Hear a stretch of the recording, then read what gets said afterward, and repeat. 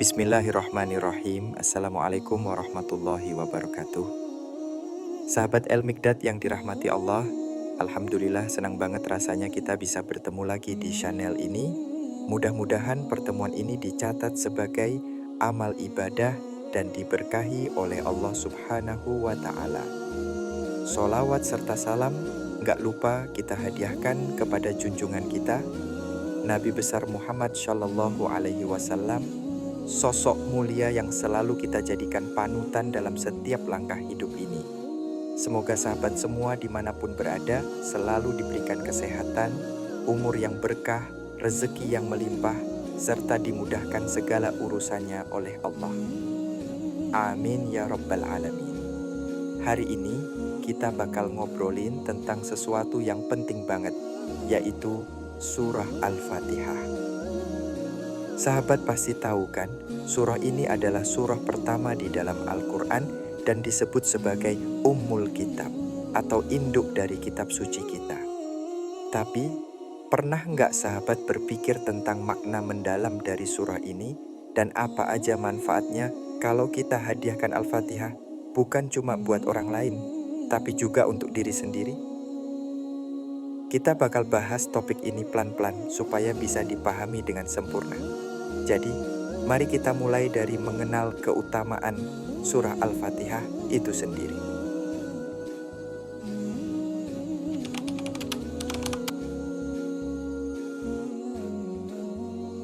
Surah Al-Fatihah disebut sebagai Ummul Quran karena isinya mencakup inti dari ajaran Islam.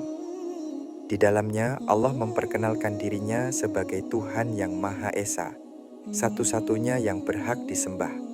Selain itu, surah ini mengajarkan kita untuk selalu memohon petunjuk kepada Allah agar kita dijaga dari jalan yang sesat dan dimasukkan ke dalam golongan hamba-Nya yang mendapatkan rahmat. Keutamaan surah Al-Fatihah nggak hanya berhenti di situ. Surah ini juga sering disebut sebagai doa pembuka yang menjadi kunci untuk memulai ibadah dan aktivitas kita. Bahkan, Rasulullah Shallallahu Alaihi Wasallam menyebutkan bahwa Al-Fatihah adalah salah satu doa terbaik yang bisa dipanjatkan oleh seorang hamba. Namun, ada satu hal menarik yang mungkin jarang kita lakukan. Biasanya, kita membaca surah Al-Fatihah untuk orang lain, baik itu sebagai bentuk doa untuk mereka yang sudah meninggal maupun yang masih hidup.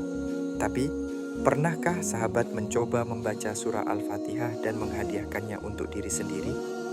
Kenapa Al-Fatihah untuk diri sendiri?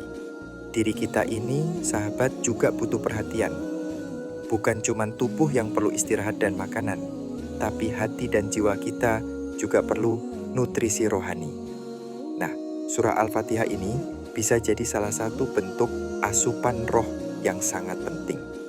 Dengan menghadiahkan surah ini untuk diri sendiri, kita seperti memberikan energi baru buat iman kita agar nggak gampang rapuh dan tetap kuat menghadapi berbagai cobaan hidup.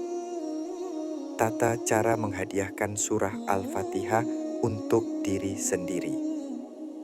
Mungkin sahabat bertanya, gimana sih caranya menghadiahkan surah Al-Fatihah untuk diri sendiri?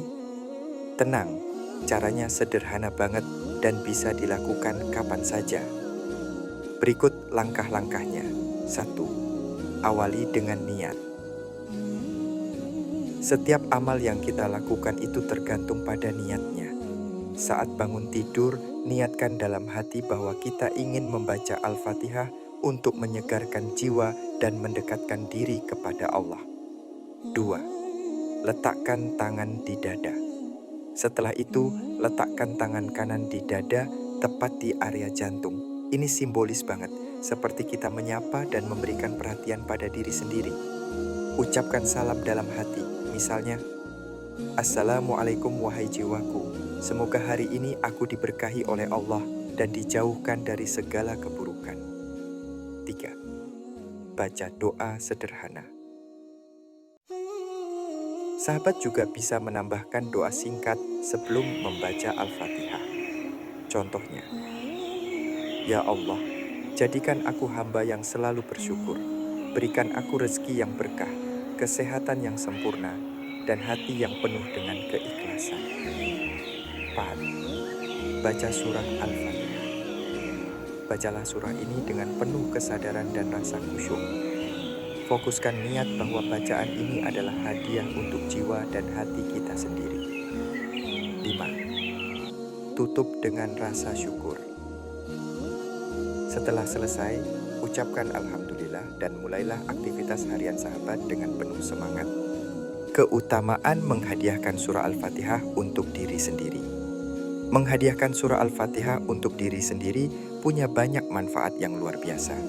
Di antaranya, 1. Memudahkan segala hajat. Setiap kita pasti punya keinginan atau kebutuhan yang ingin tercapai, baik itu urusan pekerjaan, pendidikan, atau lainnya.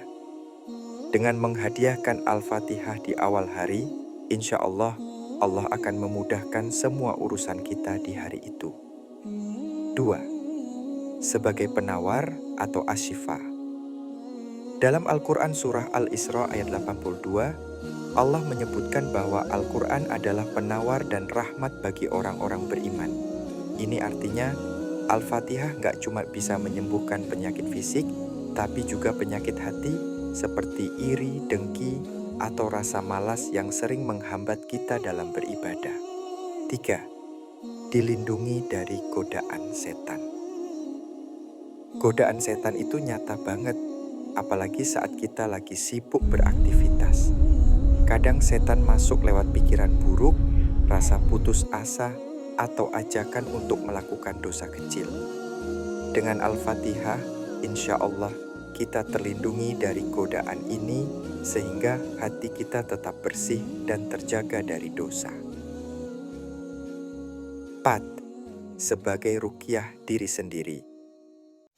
Dalam sebuah hadis riwayat Imam Bukhari dan Muslim disebutkan bahwa surah Al-Fatihah pernah digunakan oleh sahabat Rasulullah untuk menyembuhkan seseorang yang digigit ular berbisa.